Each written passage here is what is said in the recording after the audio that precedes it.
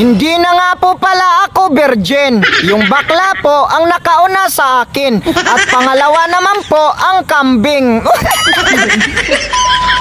Hi guys! Nagbabalik na po ako.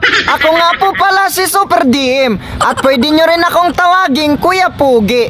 Ngayon nga po pala, ang content natin ay pinamagatang talambuhay. Katulad po noong unang panahon, sa panahon po ni Dr. Rosie Rizal, sila po ay mayroong talambuhay.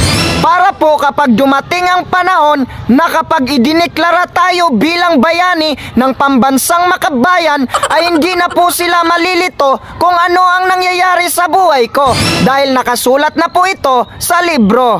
Ito nga po pala ang naisip ko na content kasi wala pa pong nakagawa nito para maiba naman, kaya ito dapat ang i-share ninyo. Paki-comment nga po pala guys ng reflection ninyo para malaman po natin kung meron ba talaga tayong pagkalintulad ng pangyayari sa buhay ko at pangyayari sa buhay ninyo.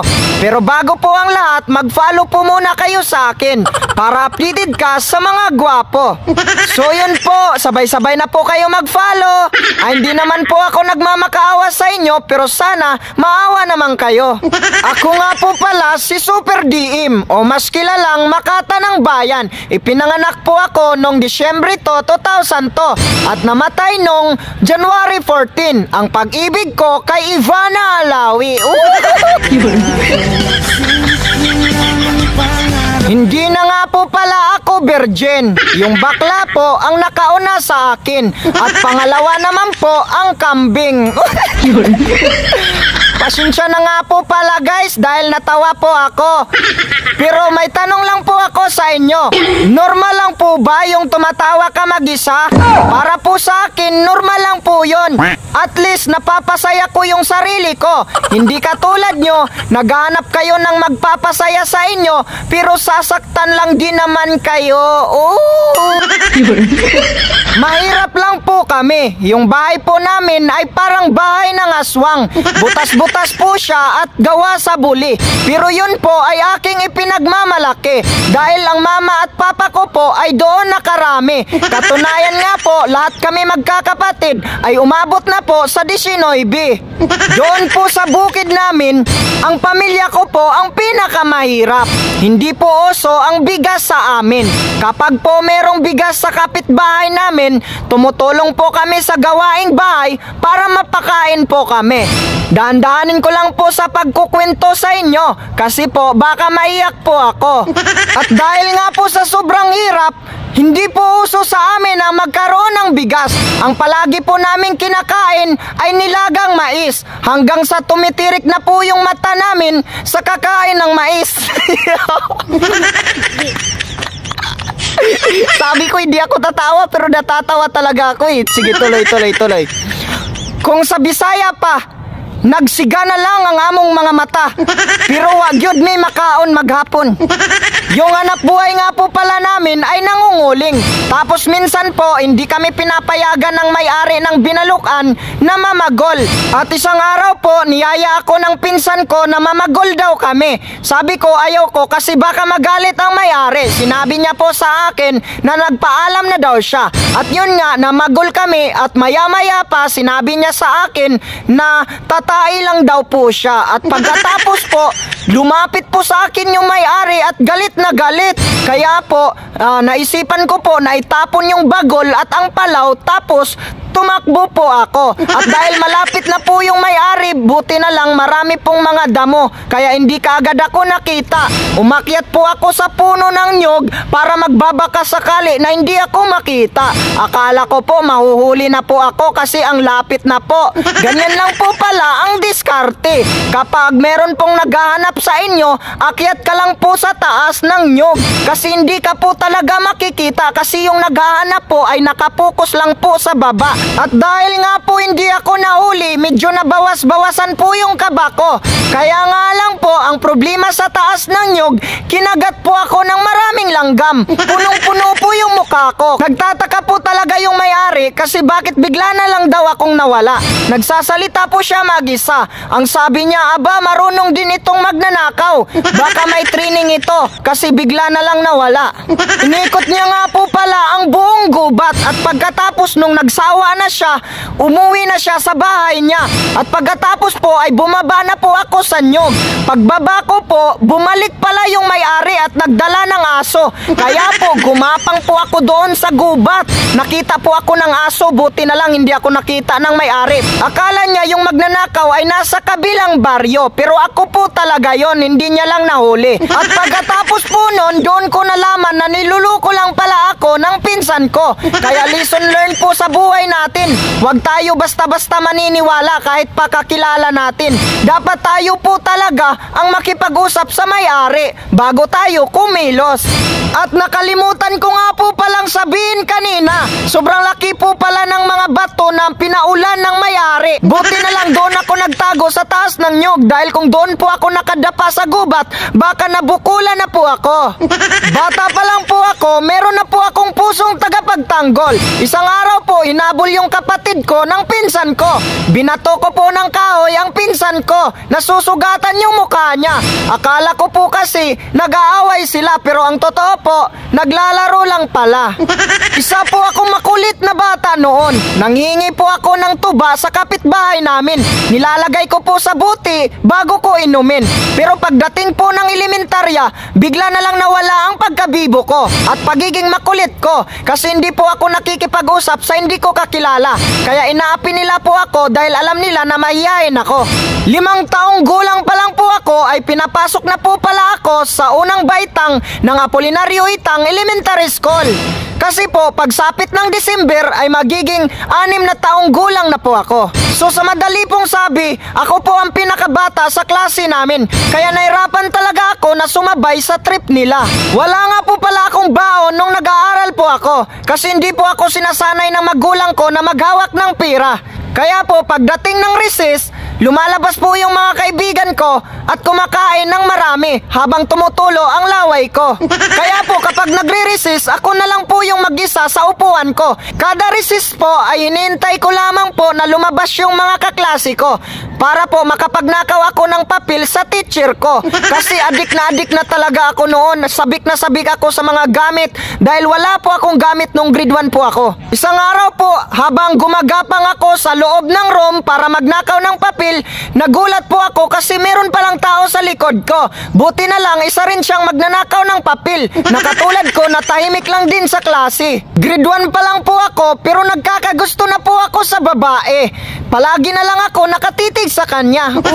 Sa kanya lang ako palaging nakatitig. Kaso nga lang po, sa dinami-dami ng kaklase ko, bakit sa kanya pa ako nagkakagusto? Wala naman siyang gusto sa akin.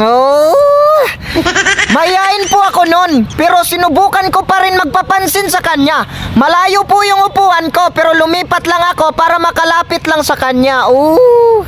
Tapos minsan po, kapag pinapartner kami sa babae, pinagdasal ko po na sana siya yung makatabi ko. Kaya lang po, wala akong magagawa, si ma'am yung magpipili. Hindi nga po pala nagkaroon ng pagkakataon para makapag-usap kami ng crush ko. Mayayain po kasi ako noon, gusto ko na siya yung magpansin sa akin, pero hindi rin siya namamansin. Kaya po hanggang titigan na lang po kami. At meron nga po palang 2 babae na nagka-crush sa akin. Palagi po nilang ginagawa ang assignment ko kasi alam po nila na hindi pa ako marunong magsulat. Pumupunta lang po sila sa upuan ko para tabihan ako. Minsan po nag-aagawan pa silang 2. Pero yung 2 na yun, hindi ko po sila gusto kaya hindi kami sweet. Yung isa lang talaga ang crush ko. Kapag sinabi ko na ikaw lang talaga. Ganyan po ako. Sabi po nung 2 babae na kaklase ko na nagka-crush sa akin, gusto daw nila po ako kasi ako daw yung pinakatahimik, pinakamabait at pinaka-cute sa klase. So habang tumatagal po ako sa grade 1, bigla pong lumabas yung confident ko. Pero mahihain pa rin po ako. Pagdating lang po sa pagbabasa, ako po ang siga. Ako po ang pinakamalakas at pinakamabilis magbasa. Kaya siguro po, bagay po sa akin magiging Makata ng Bayan dahil po, magaling po ako magbasa.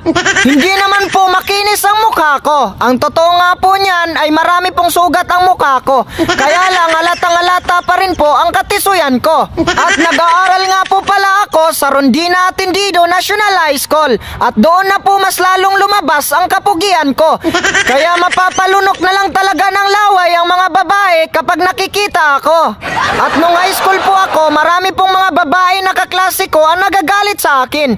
Kaya pala sila nagagalit sa akin kasi hindi ko daw po pinapansin. Hindi pa po kasi ako mahilig makipag-usap sa time na yon. Inosente pa po pala ako noon. Kapag may green jokes, hindi po ako tumatawa. Isang araw nga po, may sinabi yung kaklase ko na malandi daw yung babae na tinuro niya. Sinagot ko lang siya ng, ano ngayon? At sinabi niya po sa akin na baka hindi daw po ako makapag-asawa dahil hindi daw po ako open-minded. At ngayon ko lang po na-realize na nagpapansin lang pala siya sa akin. Kung baga sa direkta na pagsasalita, parang nilalandi niya lang ako ng palihim. Kaya kung nalaman ko lang na ganun pala ang intensyon niya, buti pa dinala ko na lang siya sa gubat. At meron nga po palang teacher na nagkakagusto sa akin noon.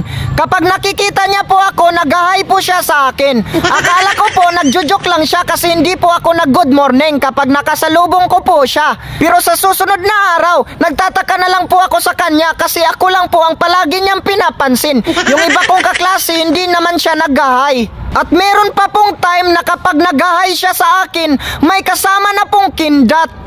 Akala ko po noon kung natural lang yun, ganyan lang po talaga siya magbati. Pero na-realize ko ngayon na nasa tamang edad na po ako, na gustong-gusto niya pala ako. Sayang nga lang po kasi inosente pa ako noon. Kung alam ko lang na gusto niya pala ako, edi sana hinatid ko na siya sa bahay niya. Kaya sorry na lang po talaga ma'am kasi mahina pa ako noon. Noong 2018 po ay nagsisilbi po ako bilang captain ng Alpha Company sa C82 or Advanced Military Training.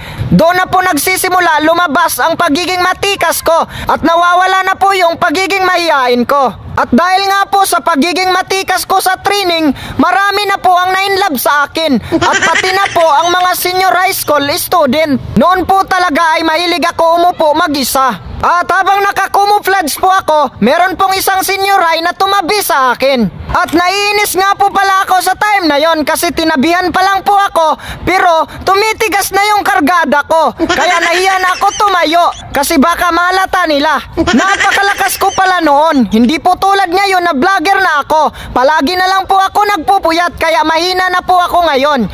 Katunayan nga po, marami pong mga babae ang nagchat-chat sa akin. Nagsisend po sila ng kanilang mga buko Diyos. Pero hindi po ako nagaganahan. Ang sabi ko po sa kanila, hindi po ako chrome, kaya wag kayong magsisend ng ganyan sa akin.